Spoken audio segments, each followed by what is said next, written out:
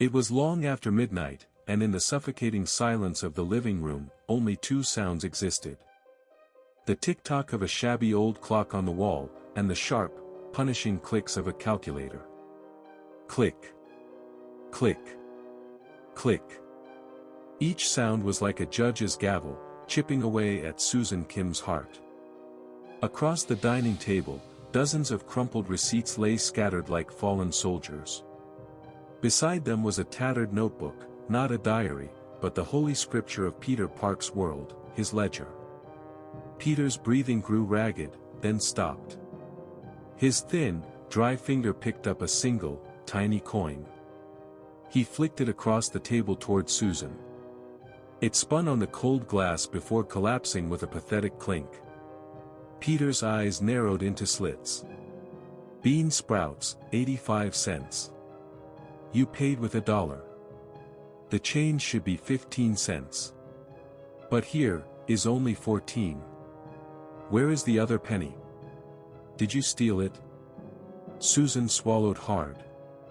Her throat was a desert, but she didn't dare ask for a glass of water. His interrogation continued. Over a single penny. A coin so worthless, most people wouldn't even bother to pick it up off the street. But in this house, a penny wasn't money. It was the leash Peter used to control Susan, the yardstick by which he measured her very soul. Susan's lips trembled. Honey, I must have dropped it on the way home. Or maybe the cashier made a mistake. Before she could finish, Peter's hand slammed down on the ledger. Quiet. That's your problem. You think a penny is nothing, and that's why your life is nothing. Do you have any idea how I bled to earn that money, just for you to throw it away like water in a leaky bucket? His voice was a rasp of steel scraping against stone. He didn't see her as a wife. He saw her as a parasite, a potential thief who had to be monitored at all times. Susan just stared at the floor, praying for this nightly trial to end. To the outside world, Peter Park was just a frugal, self-made man. He dressed in rags, but everyone whispered he owned 2 commercial buildings. What they didn't know was that his fortune was built by wringing every last drop of life from his wife. Every night, at 10 p.m. sharp, this house performed a bizarre ritual they called the settlement. Susan had to submit receipts for every single cent she spent that day. A head of lettuce from the market, a bus ticket, everything required proof. He would even cross-reference her bus fare to ensure she received the correct transfer discount. The obsession was sickening. Susan's closet smelled of mildew and decade-old clothes, while Peter's safe always held the crisp, clean scent of new money. The contrast was so stark, sometimes Susan felt like she herself was slowly rotting away. The most humiliating moments came when she needed basic necessities. A few days ago, Susan had cried silently in the bathroom. Menopause had left her with incontinence, and she desperately needed sanitary pads, but there wasn't a single dollar in her wallet. She had no choice but to beg Peter. He peered at her over his reading glasses, his face a mask of disgust. Honestly, you can't even grow old gracefully. One thing after another.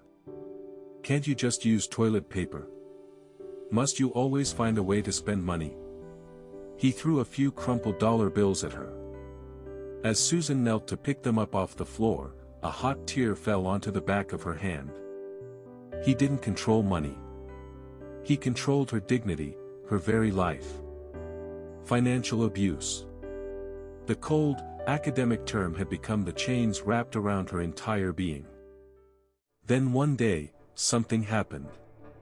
An event that would prove to be either her salvation, or the beginning of her damnation.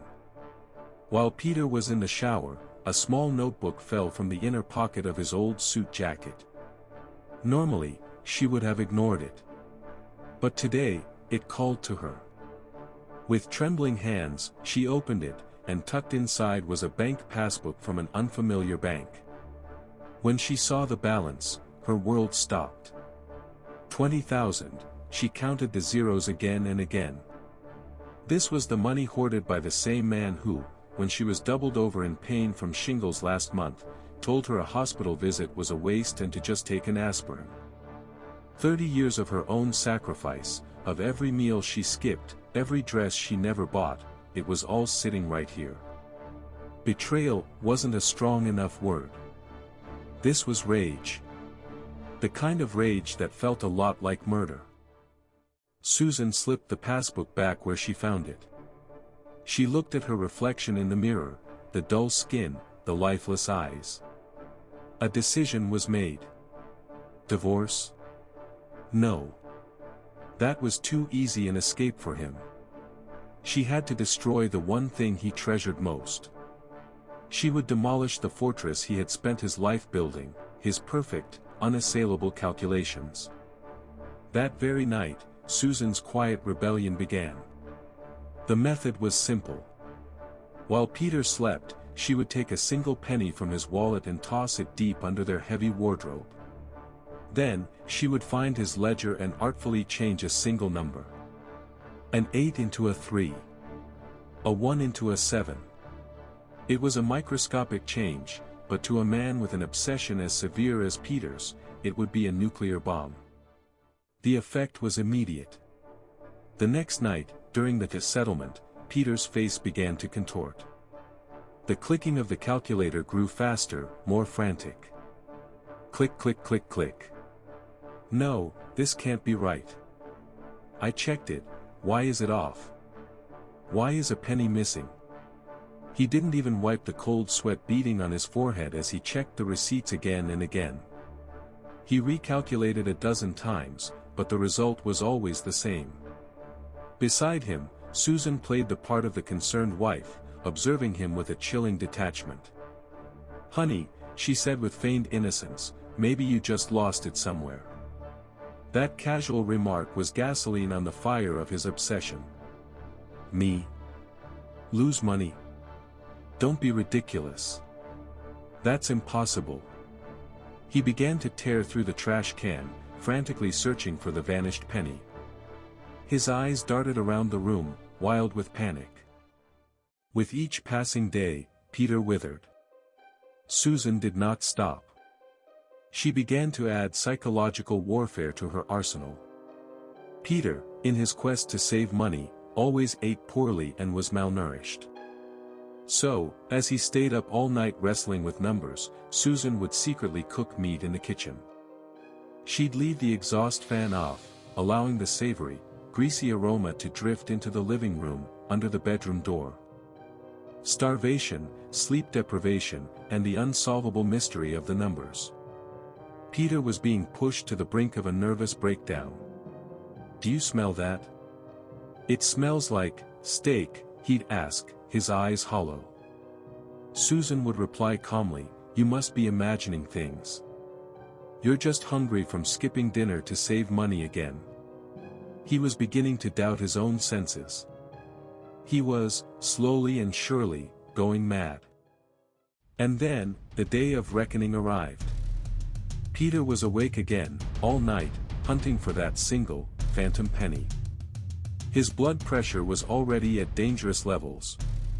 Ugh, ah. Suddenly, he clutched his chest and collapsed over the calculator. The coins on his desk scattered across the floor with a loud clatter. Susan walked slowly towards him. Peter, convulsing on the floor, reached a trembling hand toward her. His eyes were begging for help. But Susan was in no hurry. She bent down, picked up one of the fallen pennies, and pressed it firmly into his hand. "Here it is, my love. The penny you were looking for. Is your account settled now?" Peter's eyes widened in pure terror. Then, very slowly, very deliberately, Susan began to dial 911. The golden hour to save him was already ticking away. Peter didn't die. But he wasn't really living, either. A massive stroke had left him with locked-in syndrome, his entire body paralyzed, able to move only his eyes.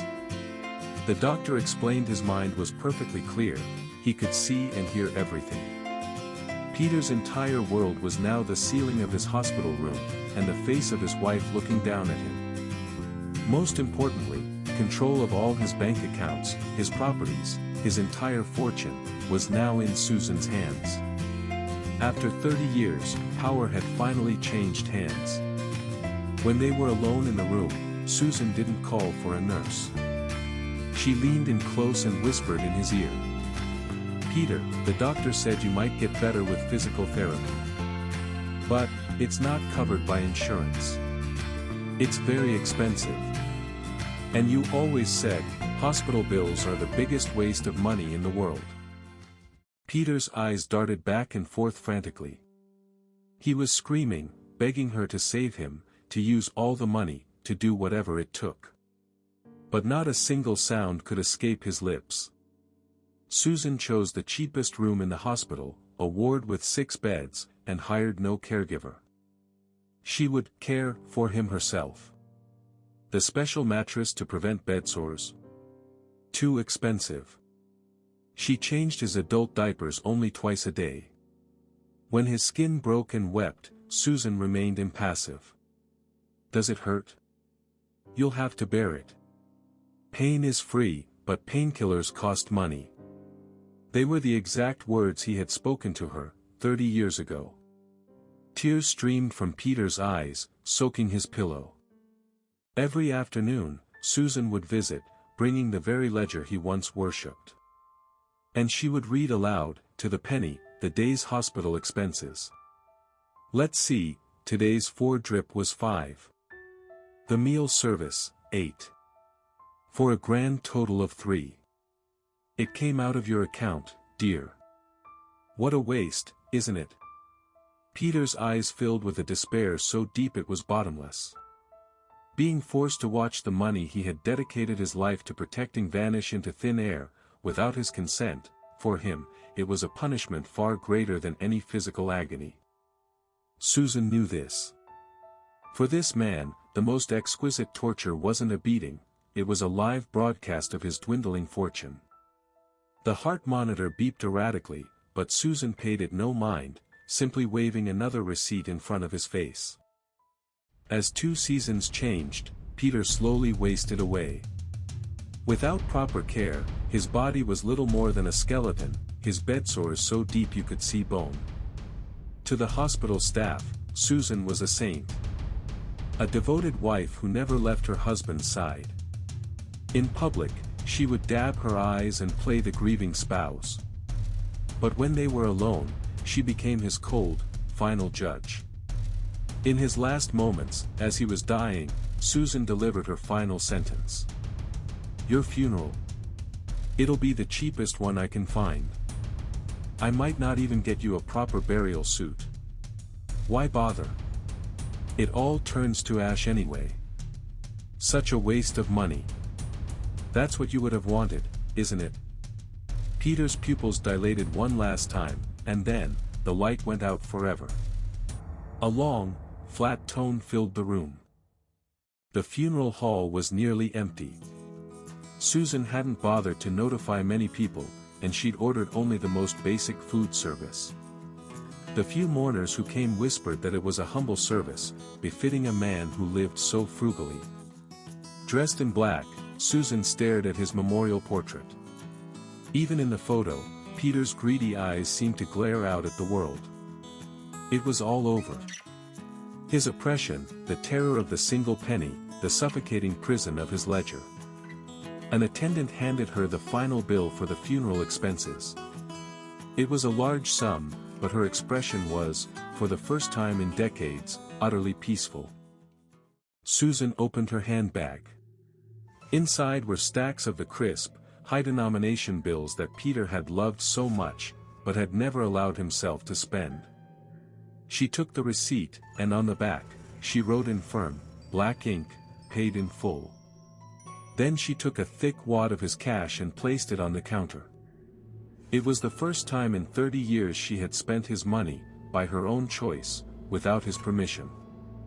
The sound of the bills hitting the counter was clean and sharp. So different from the suffocating clicks of his calculator. Susan walked out of the funeral home and looked up at the sky. A light rain was beginning to fall, but she didn't open an umbrella. The cool drops felt like a blessing, washing away 30 years of grime from her soul. Somewhere in the distance, a church hymn was playing, but Susan's steps had never felt so light.